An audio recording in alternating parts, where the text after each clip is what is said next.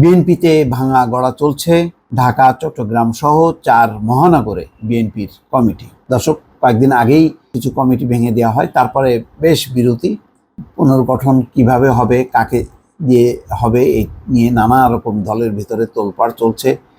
ক্ষোভ আছে, অসন্তোষ আছে, উচ্ছ্বাস আছে, সব রকমই আছে দলের মধ্যে। যা হয় আর কি, বড় রাজনৈতিক দলে যখনই কমিটি গঠনের ব্যাপার থাকে, রদবদলের ব্যাপার থাকে, তখনই তার একটা ঝড়ঝাপটা চলে। সেই ঝড়ঝাপটাগুলো এখনো চলছে। সর্বশেষ যে খবর, আবারও ঢাকা মহানগর বিএনপির আহ্বায়ক কমিটি করা হয়েছে।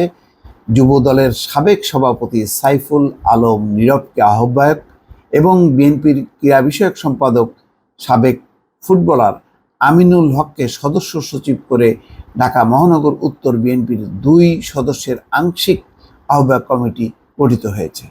রোববার বিএনপির সিনিয়র যুগ্ম মহাসচিব রুহুল কবির রিজভী স্বাক্ষরিত সংবাদ বিজ্ঞপ্তিতে এই তথ্য জানানো হয়। এছাড়াও ঢাকা উত্তরের পাশাপাশি দক্ষিণ বিএনপিরও আংশিক কমিটি গঠন করা হয়েছে। তাতে বর্তমান সদস্য সচিব রফিকুল আলম মজনুকে আহ্বায়ক এবং সাবেক যুগ্ম আহ্বায়ক তানভীর আহমেদ রবিনকে সদস্য সচিব করে ঢাকা মহানগর দক্ষিণ বিএনপির 2 সদস্যের আংশিক আহ্বায়ক কমিটি গঠন করা হয়েছে।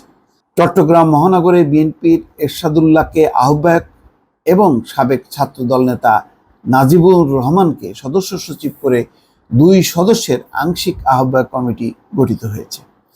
বরিশাল মহানগর বিএনপির সাবেক আহ্বায়ক মনিরুজ্জামান খান ফারুককে আহ্বায়ক, সাবেক যুগ্ম আহ্বায়ক মোহাম্মদ জিয়াউদ্দিন শিকদার জিয়াকে সদস্য সচিব এবং সাবেক ছাত্রদল নেত্রী আফরোজা খানম নাসরিনকে 1 নম্বর যুগ্ম আহ্বায়ক করে 3 সদস্যের আংশিক আহ্বায়ক কমিটি গঠিত হয়েছে। এর আগে গত 14 জুন ঢাকা মহানগর উত্তর, দক্ষিণ, চট্টগ্রাম, বরিশাল মহানগর কমিটি বিলুপ্ত হয়। একই দিন বিএনপির সহযোগী সংগঠন জাতীয়তাবাদী যুবদলের কেন্দ্রীয় কমিটিও বিলুপ্ত করা হয়। এখনও অনেকগুলো যুবদল বা ছাত্রদলের পুরো কমিটি বা পুনর্গঠনের কাজটি হয়নি, এটি চলমান আছে। দলের ভেতরে নানা রকম টানাপোড়েন চলছে এগুলো নিয়ে। তবে আমি বারবারই বলি যে বিএনপির একটা সুবিধা আছে, বিএনপি যারা করেন তারা পদ পদবি না পেয়ে তাদের ভেতরে খুব অসন্তোষ থাকেন, কিন্তু শেষ পর্যন্ত তারা দলের সঙ্গেই থাকেন, দল থেকে সরে যান না। এইটা একটা বড় অ্যাসেট। তবে দল পুনর্গঠনের ক্ষেত্রে দলের আসল নেতা বাছাই করা, সত্যিকার অর্থে মূল্যায়ন করা এবং আপোষকামীদের বাদ দেয়া, কারা গোপনে গোপনে অন্য অংশের সঙ্গে বা অন্য এজেন্সির সাথে আতাত করে চলেন, এইগুলোকে চিহ্নিত করে যদি ঠিক মতন কমিটি গঠন করা যায়, তাহলে অবশ্যই দলের ভিতরে একটা বেশ আশার সঞ্চার হবে, দল উজ্জীবিত হবে এবং দলের নেতৃত্বের প্রতি কর্মীদের একটা আস্থা বাড়বে। হয়তো সেই কাজটি চলছে।